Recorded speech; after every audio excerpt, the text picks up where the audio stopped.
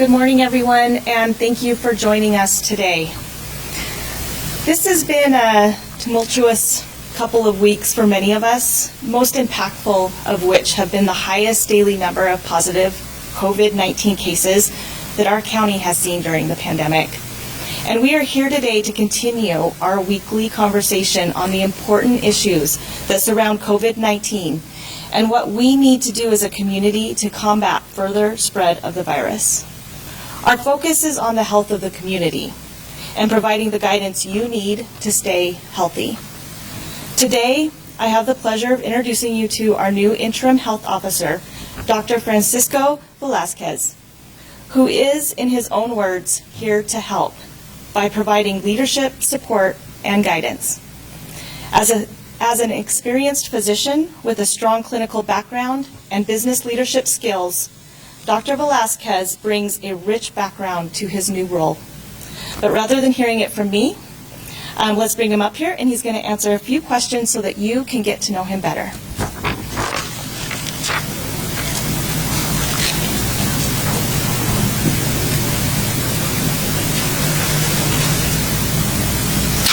So good morning, everybody. Although I'm not sure who everybody is, but whomever everybody is, well, good morning, and I'm happy to be here. I took my mask off, which is okay because everybody's really far away from me.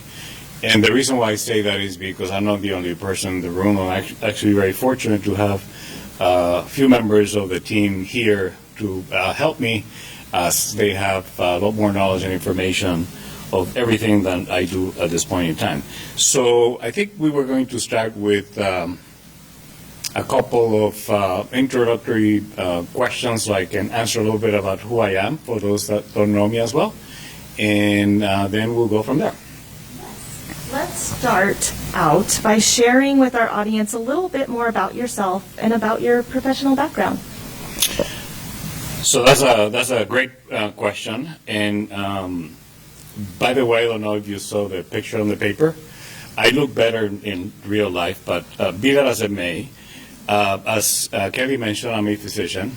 And actually, I've had 3 different careers. And I think one of the areas that I probably want to expand upon a little bit more is the fact that the longest part of my professional life has been on the clinical side.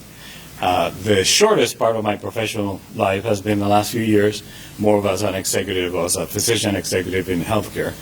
So, as many of you know, I did all my training in Boston, actually, and took care of patients for many years, typically patients that had cancer or leukemia, and patients with HIV. Actually set up one of the early testing programs for HIV for donors and patients, and had to counsel those patients at that time. And that was many years ago, where these were complicated diseases with very little in terms of therapeutics, which has changed over time. So I do have experience as a clinical person in a variety of healthcare systems across the country, including some of the largest public hospitals in the country, in like Boston, Detroit, Texas, etc. So that was the bulk of my career. At one point, I also dedicated a fair amount of my time to academia. So I'm a full clinical professor and former chairman, departmental chairman. So I do have background in terms of research, technology transfer, licensing, and development. And I have, over the last 30 years, worked also with the in vitro diagnostics industry as well as pharma in terms of developing either therapeutics and or diagnostic systems. So I have a long history of that because I find that fascinating. So at one point in my career, as the advice of one of my mentors, who told me, "You're a natural born CEO," and I thought that sounded really good, but I'm not sure exactly what it meant. I went back to school to develop my executive skills and learn a little bit more, particularly so I could speak with CFOs. And if you know chief financial officers, they have their own language, and I didn't understand half of it at that time. But I did go back to school when I was in New York. I applied and was lucky to be accepted at the Harvard School of Public Health. And the reason why I chose that program specifically is tailor-made for physicians, and it focuses very, very strongly on health policy and public health. Different than pretty much all of the other business programs that are out there for physicians. Actually, to the extent that I was so interested in policy that I took the LSAT and was admitted to law school after I finished my master's. But I deferred that admission because I had a great job offer in Texas to try build a health system working with UT Southwestern and Parkland Health and Hospital Systems, which is a great public system that we should be proud of.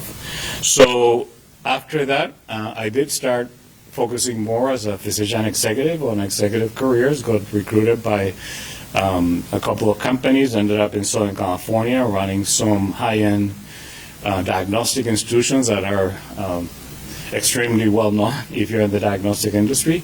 And one of my companies, the manufacturing side of one of my companies, developed the H1N1 test as part of that epidemic. And we were very fortunate to be able to do that from genome or sequence to bench in about 90 days, which at that point in time was like warp speed. And nowadays, we're moving so fast because of technology that 90 days sounds even slow. But that was many years ago, and 90 days to develop a test was like light speed. So I've been around healthcare for a long time. I've been around communicable disease for a long time. I've seen all aspects of healthcare, from the provision of care to the delivering of care and the managing of healthcare. So I'm bringing all of those, that skill and that background to this position. The good news for me is we have a team here of almost 300 people, and I work very closely with many of them who are really have been sharing lots of information and data with me, so I can come up to speed to the issues that we're dealing with. Because one of the points that I would like to make, regardless of my background, which I think is fairly comprehensive, the reality of the matter is that this is not about what I can do, this is about what we can do. And we do have a team here that has been running 120 miles an hour for a very long time. And we as a community are very fortunate that they're here. So I hope I answered your question. I'm going to stop there. And somebody asked me, so where are you from? I said, I was born in Madrid. Just as a point of interest, because somebody had asked me about it. Thank you. Can you explain how you see your role as the interim health officer for Spokane County? So whenever you're interim is a very interesting place to be, because that usually means that you are in the middle of a transition, and which is what we have here. But the way I look at the role of the interim health officer right now is, whether I'm entering or not, what I will do is what needs to get done and what should be done, regardless of how long I'm here or not. Because the duties and responsibilities of the health officer are very well laid out, now that I understand them a little better. And I basically have three areas that I need to focus. One is the teams that are here have been performing their duties and will continue doing so. My job is to provide support whenever needed, help if necessary, and guidance as appropriate. So together we can continue providing the community with either guidance or, second, the programs and services that the community is expecting and deserves, and we have been providing for the last many years and uninterrupted for quite some time. And then lastly, because of the pandemic, we're in a very unique place in history. So of course there's a big focus of attention on the pandemic at this point in time, as it is appropriate, and I will be focusing on that too. So those are the three areas that I'm going to devote my time to. And although I'm interim, I'm taking this as if I was it, because frankly I am it right now. And I take that responsibility very seriously, because I take my job very seriously. I'm a physician first, second, and third, and I will continue to do that. So the skills I bring to the table here, although I may have executive skills, I think those are complementary and useful. But I'm here because of my clinical, medical, and healthcare background. And that's the approach, and that's what I'm going to focus on. Can you tell us more about your partnerships here in our community? So as many people know, and I should have counted, but I did not. I am on about 12 boards in the community, everything from education to United Way and everything in between, including the medical schools, life sciences, arts and culture. And the reason for that is after my company, although they didn't own it, I always call it mine because we all felt very proud of its ownership. My company was acquired. We decided to stay in Spokane, and I've been volunteering for almost 3 years now on a variety of fronts. And I have made over the many years, I've been in Spokane for about 9.5 years, I have been fortunate enough to meet a lot of people everywhere and forge a lot of friendships and partnerships in industry, healthcare, life sciences, business sector, et cetera. And because of the expertise I bring in healthcare and life sciences, I've been asked to participate on a number of boards in the community. And I've also been asked to participate in a number of other boards in the community because my wife and I are very well known for trying to help whatever we can and trying to support whatever we can that makes sense for the community, and we're both very active that way. So it's not a surprise. It's not like that I'd like to have my name on boards, because I will only join a board of an organization if I can be helpful. It's not about just having one more. So the ones that I participate in, you will see the commonality of thread with education and healthcare and life sciences, which is what I focus on for the most part.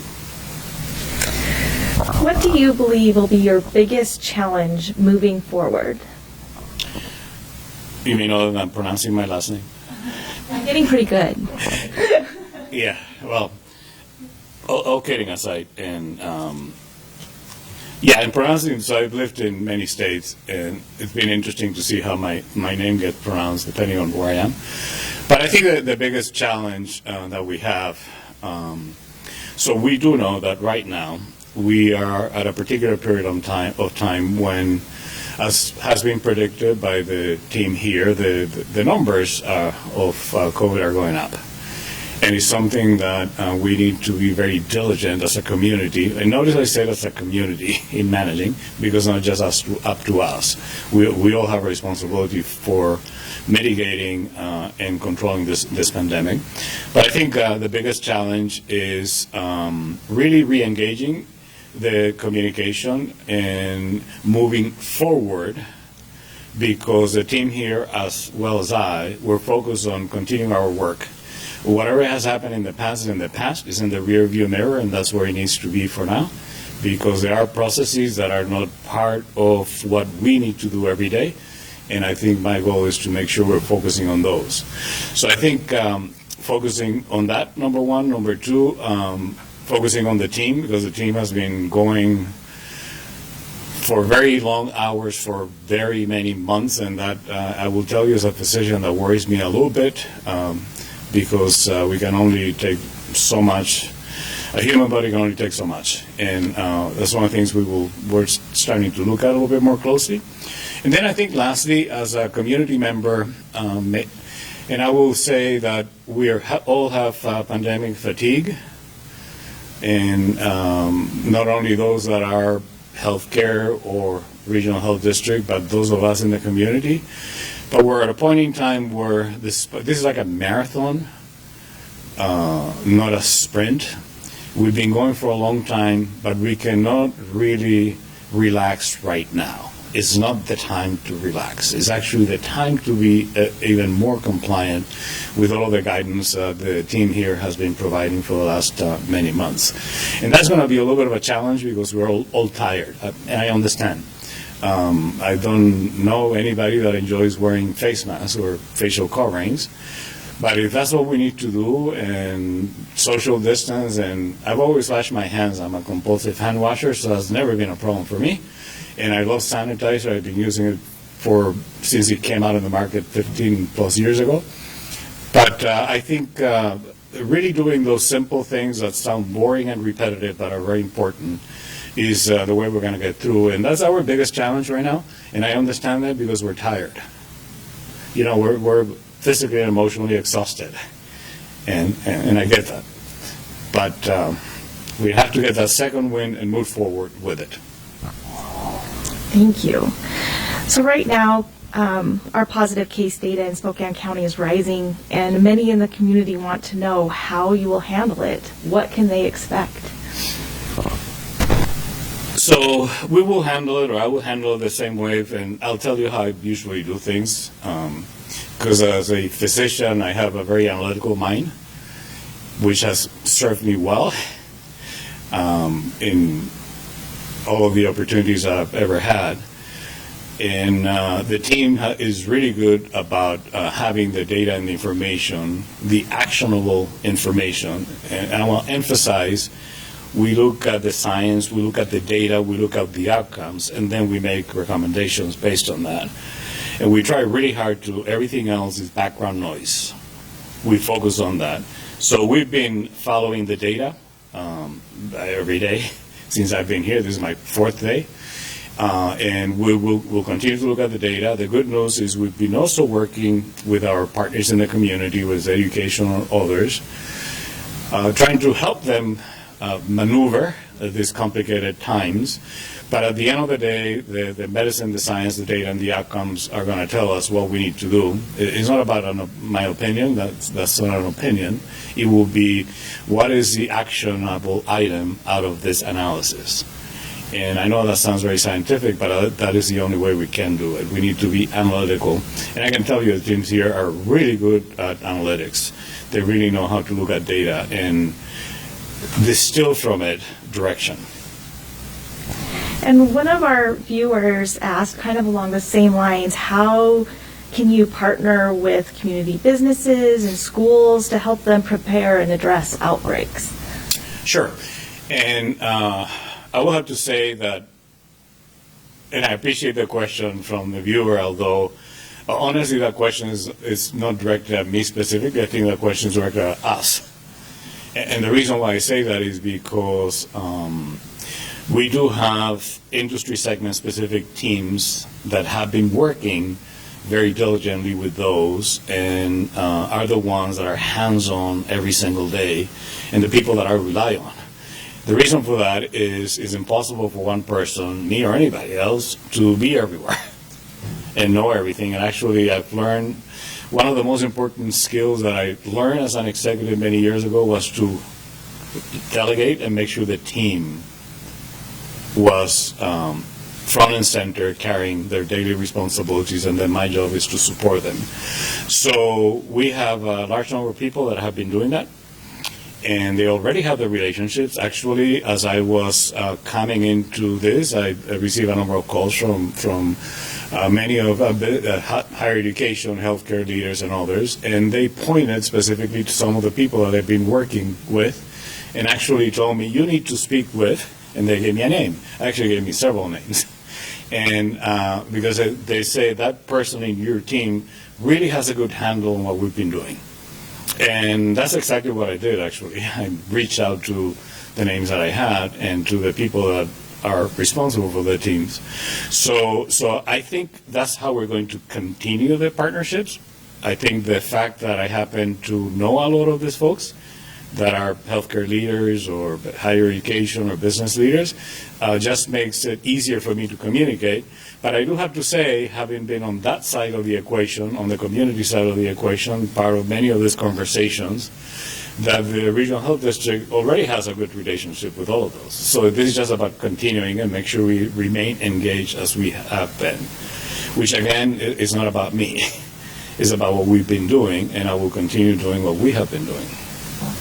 And specifically with schools, can you help the community? I've heard you explain this very well, the process that's in place with the schools to help them determine when they need to make changes within their plans to return to in-person living or learning.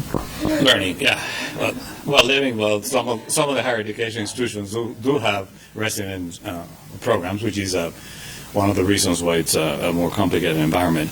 But I got to tell you, the first 2 days that I was here, I spent a lot of time with our school superintendents and a lot of the leaders in the education community, because education has been an interesting model on how you do a systematic approach to increasing capacity in a particular environment with very well-defined metrics. So I was very impressed with a number of things. Number one is the comprehensive and detailed onboarding plans that have been developed for every single, it's not just like one size fits all, every single school, because we take into consideration whether this is a 957 square foot classroom or not.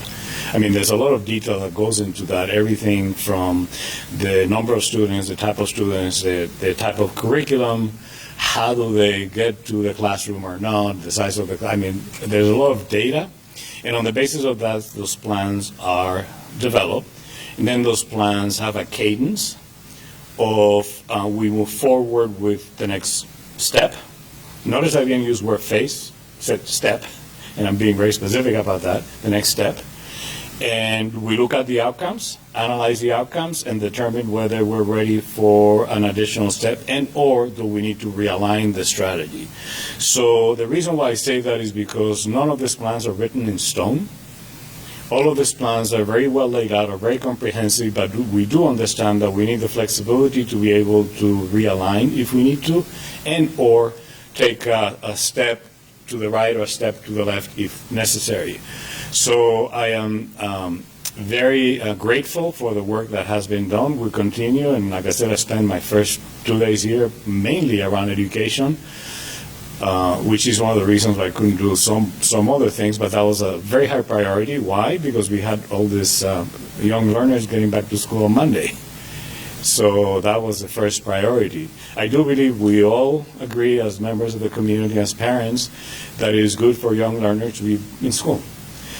But I can tell you the teams in school and the teams here will say, and we will do that, provided we can ensure that we have a safe environment for students, faculty, staff, and parents.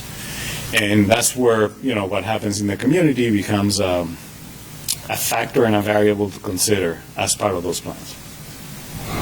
And finally, here's the last question. Can you help explain more your broad background and your experience and how that complements public health? Because there is recognition that public health and healthcare are two different things.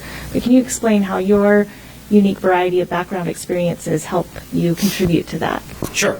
So if you go back and you were bored enough that you wanted to spend time reading my 27-page resume, or whatever, however long I don't even remember how many pages it is actually, you will see that based on the institutions that I have been able to participate with, we not only were involved and worked with public health and public agencies in every single city and state that I was, but that I also was part of regional and statewide efforts in a variety of states in areas to address either access or outcomes or public health issues, everything from transplants to vaccines. So I think that clinical background, participating, because what I'm doing in Spokane, participating in a lot of things is not unique. That's what I've done pretty much everywhere else. So I do tend to get involved in anything that is important to the community. And usually my contribution is because I have a clinical, medical, scientific background. It's never been about you're an executive now. It's always been about you bring that background to us, so how can we address this?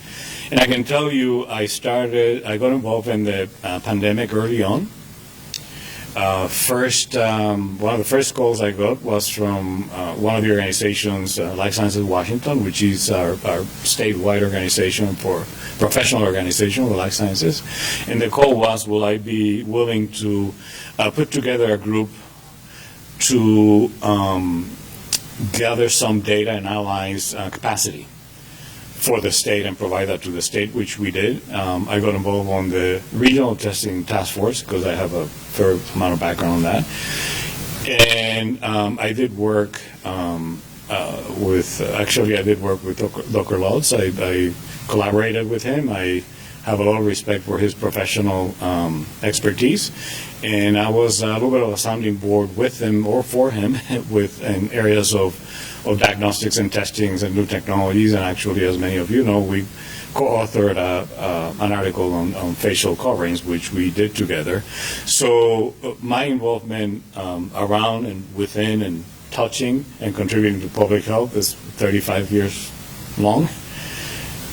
my involvement in the pandemic here at all levels, including working with some of our nonprofits, started at the beginning, way back in March or February. I don't even. I mean, it feels like it's been 3 years. It feels like 3 years. I'm sure that I see a lot of people nodding. It feels like it's only been however many months, but I think we all feel like it's been 3 years. So I think that's a good question. Now, lastly, because of some of the work I did in industry, we work with the CDC and Department of Health and collaborated with them in a variety of things, and some of which I cannot speak about, but there's something called non-disclosure agreement. And the reason why I bring that up is because kind of like the partnership between the private sector and our public agencies is not a new thing. We've been doing that like forever before I came on board. Actually, my father was a physician, and he gave out his private practice to work on the public health side for the last 20 years of his career. So I've been around it forever, and I've never been a health officer, if that is a question. But I do believe that what I bring to the table is complementary and helpful in that regard. And I'm happy to learn from the team here the rest of it. Thank you, and that's all our questions. Do you have any closing comments to say goodbye to the audience? So, that means I can leave? No. Now, I just have a couple of comments. I have 3 comments, and you'll notice I do everything in threes because it's a repetitive pattern that my brain happens to like. And there's science behind that, by the way. I can show you the articles. But comment number 1, although I wasn't looking for this particular opportunity, I am very grateful to have it. Just because of what I've learned, the impact of this organization has in the community, and frankly, as a community member, and although I'm a fairly well-informed community member, I didn't know the depth and breadth of everything we do here. So that's number 1. Not looking for that opportunity, was not in my aspirational goals, but I'm very happy to have it because I'm confident I can contribute. Second, I do believe that we as a community need to rise up and support the team here, all 300 people, because they've been working really hard, very quietly. And that's okay, that's what they do. But I have found a lot that I didn't know that the teams were doing. And I did not know for how long they've been doing it. So that's number 2. And then number 3, and this is where I've asked our friends in the media that we've had the opportunity to speak with. As I mentioned, we're all tired and we're all fatigued and we're all ready for this thing to go away. But the reality of the matter is it hasn't gone away. The reality of the matter is that it's here and will be here for a while.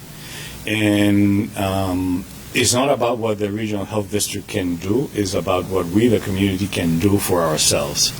And that's where the guidance that we have been receiving, that is repetitive and boring, I understand, is extremely important. So if you have to wear a facial covering or a mask, well, have some fun with it. And I'm not minimizing the importance of it, but one of my sisters-in-law, my wife is a family of 9, made me some masks. So I have them in every color. But they all have an interesting, and I don't know if you can see it. Where's the camera? Over here? Okay.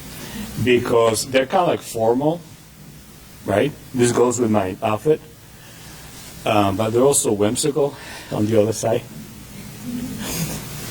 Because why not? If we have to do it, we might as well live with it and have a little bit of levity on things that are complicated is usually a good thing.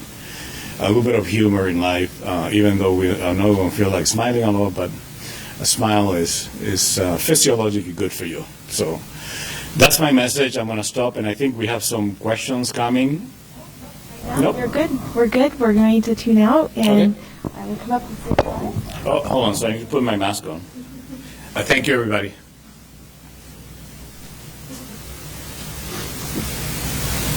Thank you, everyone, and we will be excited to see you next week on Wednesday, back to our normal day at 10 a.m.